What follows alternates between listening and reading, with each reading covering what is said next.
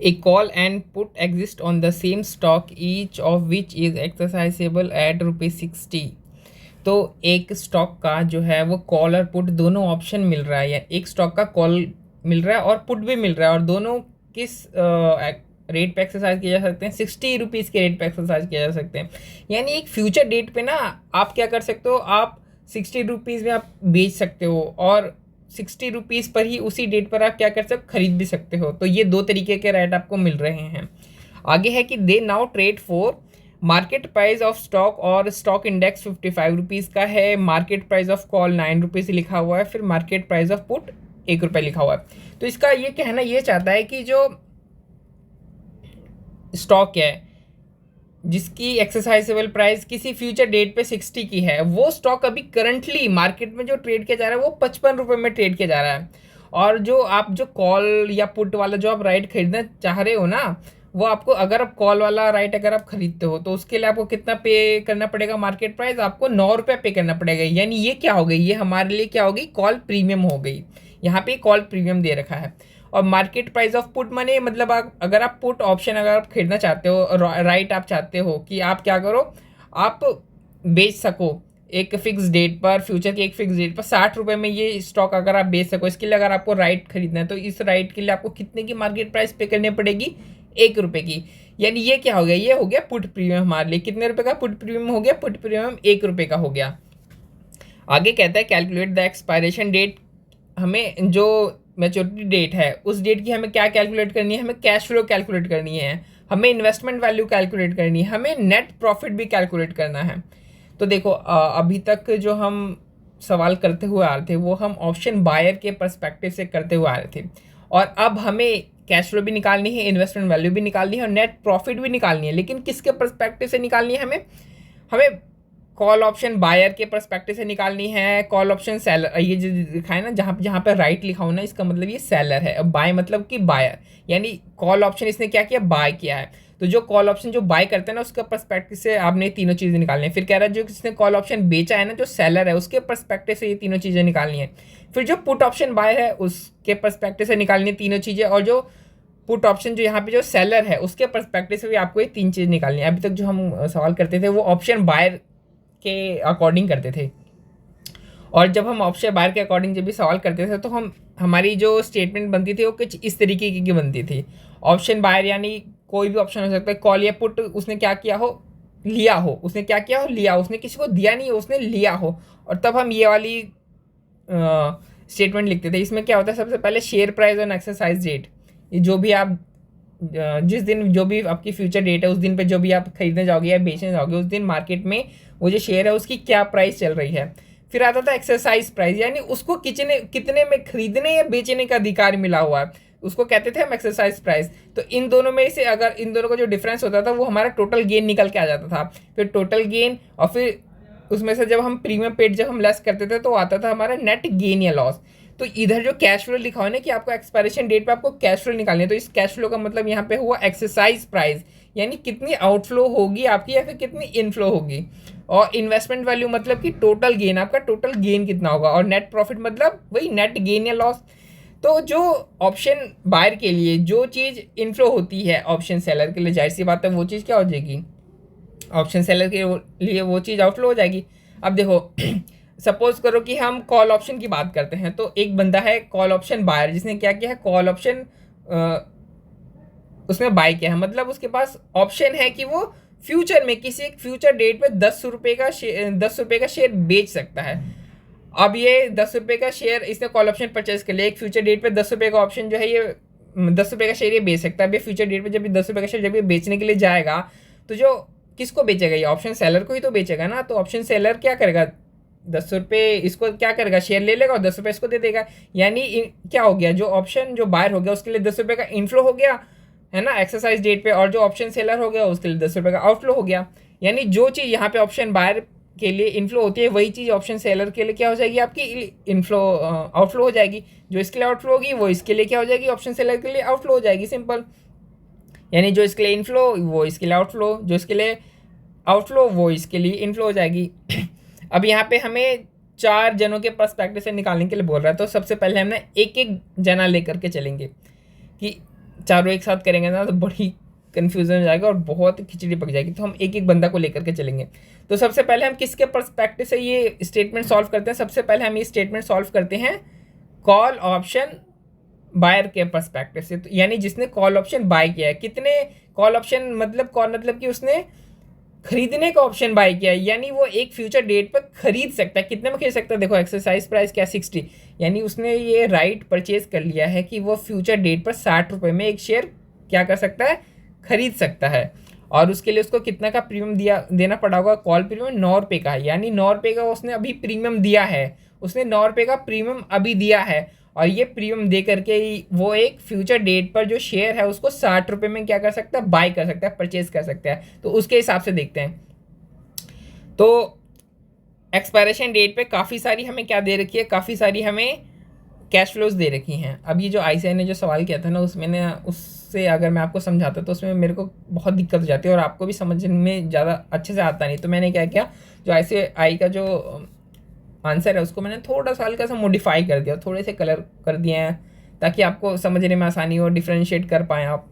तो सबसे पहले देखो मार्केट में क्या करता है ये बंदा, अब इसके पास, अब वो मान लो मैच्योरिटी डेट आज आ गई है, अब इसके पास राइट है, क्या है इसके पास? राइट है कि ये क्या कर सकता है? ये मार्केट में जाकर के शेयर 60 रुपये में ये परचेज कर सकता है। ठीक है, तो मार्केट में आज की डेट में यानी मैच्योरिटी की डेट पे मार्केट में शेयर की प्राइस क्या क्या चल रही है? शेयर की प्राइस 50 रुपये चल रही है, 55 रुपये चल रही है, 60 रुपये चल रही है, 65 रुपये चल रही है, या फिर 70 रुपये भी चल रही है। ठीक है, हम ये डिफरेंट प्राइसेस लेकर के चल रहे हैं क्योंकि आईसीआई ने हमें डिफरेंट हमें प्राइसेस यहाँ पे दिए हैं। तो एक बंदा है वो 60 रुपये में शेयर खरीदने के लिए जाता है, तो मार्केट में अगर वो 50 रुपये में का शेयर खरीद सकता है तो क्या वो ऑप्शन सेलर के पास जाएगा? ऑप्शन सेलर के पास क्या वो जाएगा शेयर खरीदने के लिए 60 रुपये में? नहीं, वो बिल्कुल नहीं जाएगा। तो हम क्या यहाँ पे ऑप्शन एक्सरसाइज करेंगे? हम यहाँ पे ऑप्शन एक्सरसाइज नहीं करेंगे। अच्छा, ये 55 रुपये पे देख लेते हैं। मार्केट में 55 रुपये में बिक रही है, तो क्या ये 60 रुपये में खरीदेगा? यहाँ पे भी नहीं खरीदेगा। अच्छा, मार्केट में अगर 60 रुपये में बिक रही हो तो क्या ये 60 रुपये में खरीदने जाएगा ऑप्शन सेलर के पास? ये मार्केट से खरीद लेगा। ये इतना झंझट बाट ये क्यों करने जाएगा? उसको कॉन्ट्रैक्ट दिखाएगा, वो कॉन्ट्रैक्ट चेक करेगा, वो कहेगा यार 60 रुपये में तो खरीदना है ना, तो मैं ऑप्शन सेलर के पास क्यों जाऊँ, मैं मार्केट से खरीद देता हूँ। तो यानी यहाँ पे भी वो ऑप्शन सेलर के पास नहीं जाएगा, यानी जो अपना राइट है ना वो शेयर को परचेज करने का 60 रुपये में, वो यहाँ पे भी एक्सरसाइज नहीं करेगा। लेकिन जब मार्केट में यही चीज़ आपको 65 रुपये में मिल रही हो, कितने में मिल रही हो? 65 रुपये में मिल रही हो, और आप उसको 60 रुपये में खरीद सकते हैं, तो क्या आप ऑप्शन सेलर के पास जाकर के अपना राइट एक्सरसाइज करेंगे? 60 रुपये में क्या आप खरीदेंगे? बिल्कुल खरीदेंगे हम शेयर को 60 रुपये में। तो यहाँ पे उसने क्या किया, देखो यहाँ पे अपना राइट एक्सरसाइज किया और शेयर को 60 रुपये में खरीदा है। अब ये जो 60 है ना, इसमें माइनस में लिखा है, मतलब ये क्या हुआ, जो ऑप्शन बायर हुआ ना, इसके तरफ से क्या हुआ? आउटफ्लो हुआ। 60 रुपये का इसने शेयर खरीदा और क्या किया? कैश दिया 60 रुपये का। अब 70 रुपये में 70 यहाँ पे भी वो खरीद लेगा। अब हमने ये देख लिया कि उसका जो एक्सरसाइज प्राइस है या फिर जो कैश फ्लो है वो कितना हुआ? 60 रुपया 60 रुपया, वो इन दो केस में। अच्छा, नेट अब हम क्या निकालेंगे? शेयर प्राइस हमें पता है, हर अलग अलग शेयर प्राइस दे रखी है, और हमें कैश फ्लो एक्सरसाइज प्राइस यानी कि कैश फ्लोज भी हमें पता है, तो हम टोटल गेन निकाल सकते हैं। बिल्कुल हम टोटल गेन निकाल सकते हैं। तो आइए हम टोटल गेन निकाल देते हैं। तो 65 रुपये का सामान मैंने 60 रुपये में खरीदा, तो मेरे को टोटल गेन कितने का हुआ?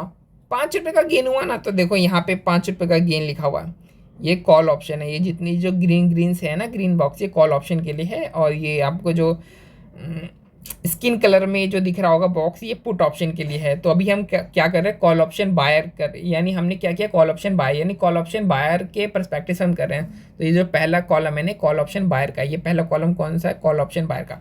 तो कॉल ऑप्शन बायर ने 65 रुपये का सामान 60 रुपये में खरीदा, तो उसको कितने का गेन हुआ? उसको 5 रुपये का गेन हो गया। अब हमने टोटल गेन भी निकाला 5 रुपये का। अब हम प्रीमियम पे करते हैं। तो कॉल ऑप्शन जो बायर होगा उसने कितने का प्रीमियम पे किया होगा? उसने देखो 9 रुपये का प्रीमियम पे किया होगा। ठीक है, यानी 5 रुपये का गेन हुआ और 9 रुपये का प्रीमियम पे किया, यानी टोटल गेन लॉस कितना का हो गया यार? 5 रुपये आए, 9 रुपये गए, यानी टोटल 4 रुपये का लॉस हो गया। तो नीचे आओ तो देखो इसको, यहाँ पे फर्स्ट कॉलम में देखो इसको कितने का लॉस हो रहा है? इसको 4 रुपये का यहाँ पे लॉस हो रहा है। अच्छा, अब यहाँ पे देखो 70 रुपये का सामान उसने 60 रुपये में खरीदा, तो उसको गेन कितने का हुआ? उसको गेन 10 रुपये का हुआ। 70 रुपये का सामान 60 रुपये में खरीदेगा तो उसको 10 रुपये का गेन होगा। ठीक है, उसको 10 रुपये का गेन हुआ।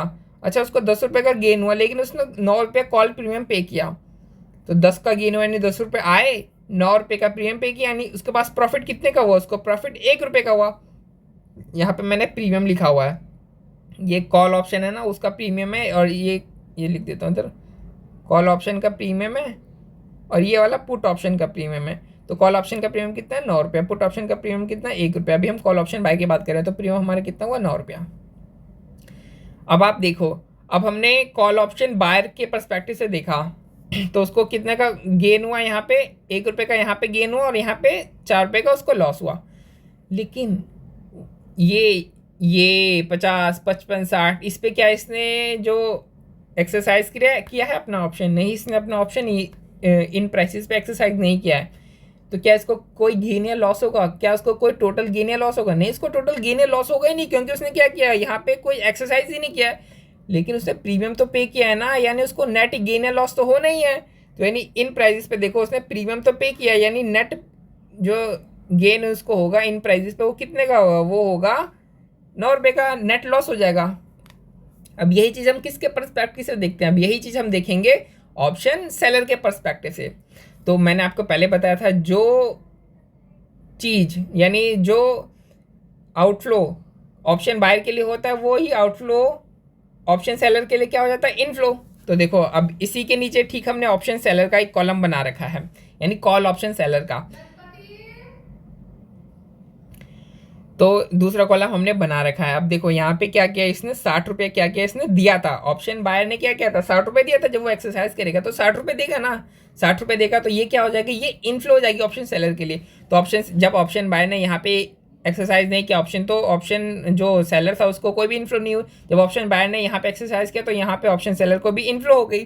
तो ऑप्शन सेलर की इनफ्लो हमारे पास आ गई 60 रुपये। यहाँ पे शेयर की प्राइस क्या थी, शेयर की प्राइस हर दिन अलग अलग थी, उस हिसाब से अगर देखो, यानी 65 रुपये का शेयर इसने कितने में बेचा, 60 रुपये में बेचा, यानी 65 रुपये का शेयर बेच दिया और 60 रुपये ऑप्शन सेलर ने ले लिए। यानी ऑप्शन सेलर को जो है वो लॉस कितने का हुआ, ऑप्शन सेलर को 5 रुपये का लॉस हुआ। ऑप्शन सेलर को कितने का लॉस हुआ, देखो येलो से मैंने हाईलाइट कर रखा, ऑप्शन सेलर को 60 रुपये में इसने बेचा, 65 का माल इसने 60 रुपये में बेचा, तो इसको 5 रुपये का क्या हो गया, इसको 5 रुपये का लॉस हो गया।